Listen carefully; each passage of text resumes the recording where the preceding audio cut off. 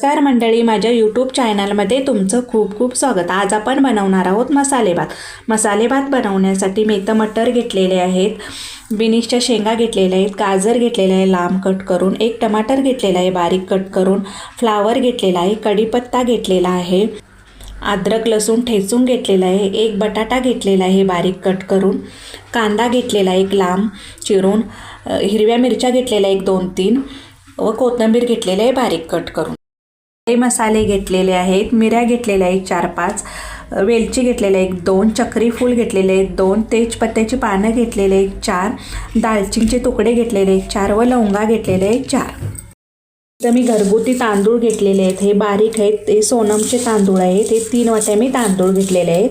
हे आता स्वच्छ धुवून 1-2-3 वेळा घ्यायचे आहेत। भांडं गरम झालेलं आहे, त्याच्यामध्ये आता 1-2 चम्मच तूप घालून घ्यायचं आहे आणि 2 चम्मच तेल घालून घ्यायचं आहे। याच्यात आता आपण थोडी मोहरी घालून घ्यायची, मोहरी तडतडली की याच्यामध्ये जिरं घालून घ्यायचं आहे। याच्यामध्ये सगळे आता खडे मसाले घालून घ्यायचे आहेत। त्यात अद्रक लसूण पेस्ट घालून घ्यायची, मिरच्या घालून घ्यायच्या आहेत, हा कांदा घालायचा आहे। कांदा व्यवस्थित भाजून घ्यायचा आहे। कांदा भाजलेला आहे, याच्यात आपण सगळ्या आता भाज्या घालून घ्यायच्या आहेत।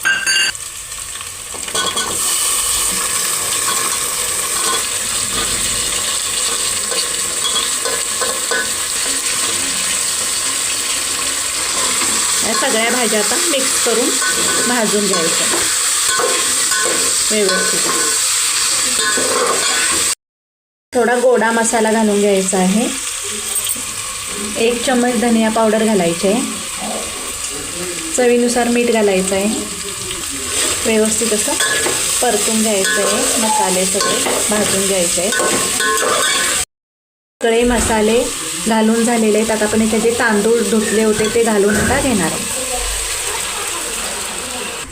आता ते तांदूळ घातलेले ते आता व्यवस्थित परतून घ्यायचे आहेत। व्यवस्थित असे तांदूळ मिक्स करून घ्यायचे आहेत। याच्यामध्ये आता गरम पाणी ओतून घ्यायचं।